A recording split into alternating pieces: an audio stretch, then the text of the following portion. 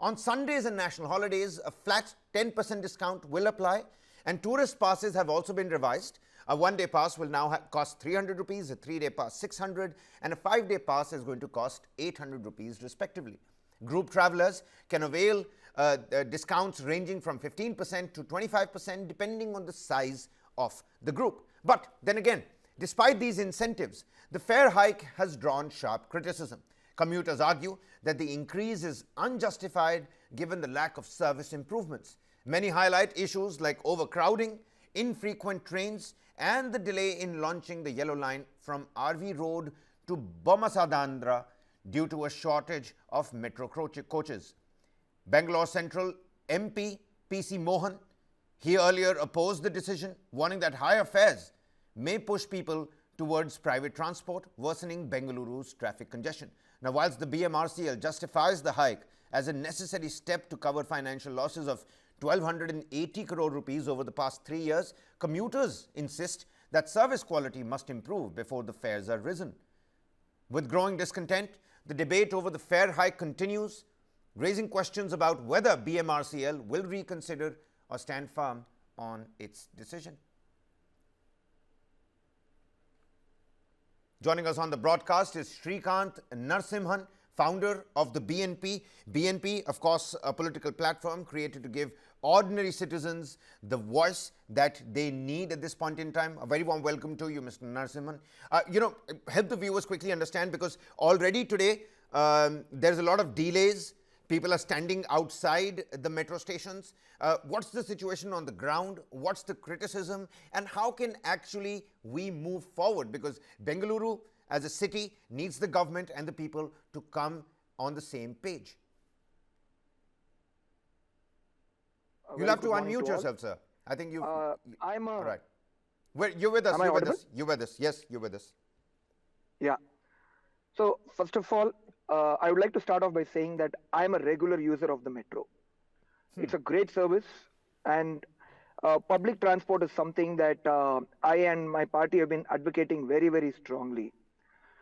So first of all, this fare hike that's being done by the government is completely unacceptable. They might claim that we are revising only the higher end of the fare, but what we also have to understand is most of the people who use the metro usually use it for longer distances. So it's going to impact them the most.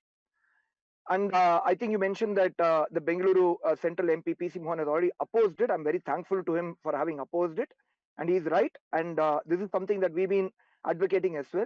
If you keep increasing the fares in metro and BMTC, it's going to penalize usage of public transport, and it's going to move people more and more back towards private transport.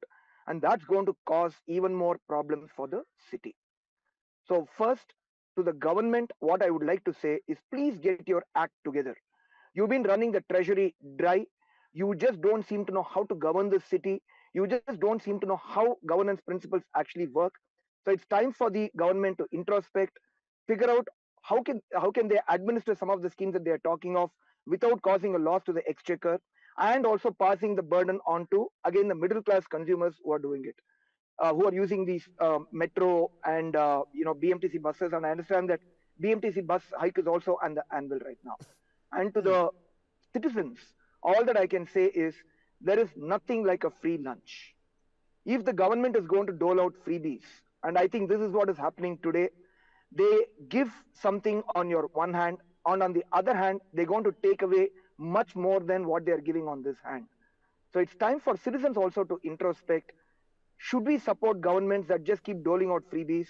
And whether they dole out freebies or not, that's none of my business. I'm very happy if people are getting benefits, but they can't do it at the cost of taking something. What people need to understand. When we're talking about reforms, when we're talking about, one of the logical criticisms and arguments that is out there, Mr. Narasimhan, is that, you could have bettered or, improved the services, you could have bettered the facilities, and maybe then asked for a fare hike. That would have been more justified than this, arbitrary jump that we're seeing. And we've seen metro fares get, hiked up here in the national capital as well. But it's not as big of a jump. You do it gradually.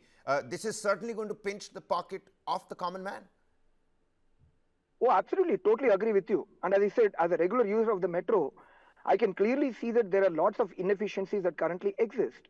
First of all, as you rightly said, it's just ridiculous that there is one line. The yellow line is pending inauguration. Why? We do not have coaches. This is as ridiculous a reason as one can get.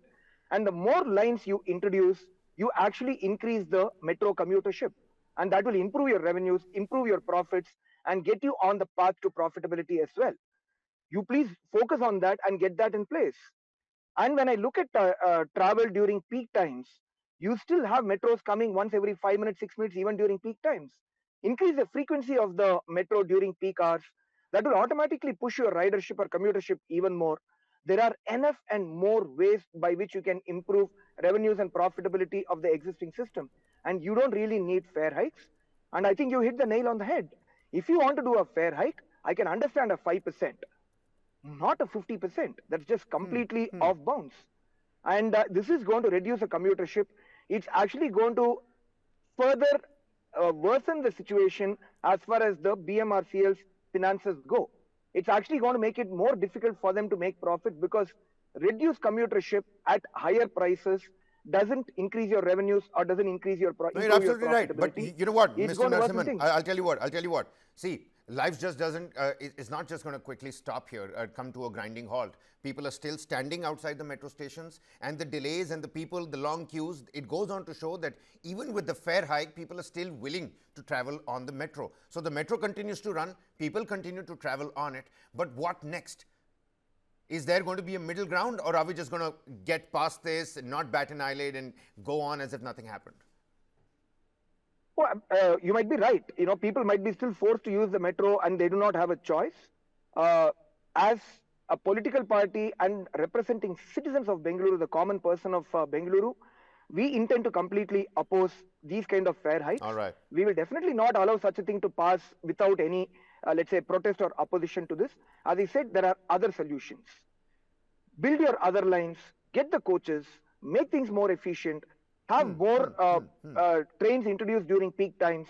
Those are solutions to improving your revenues and profitability, not by passing a 50% fare hike onto citizens.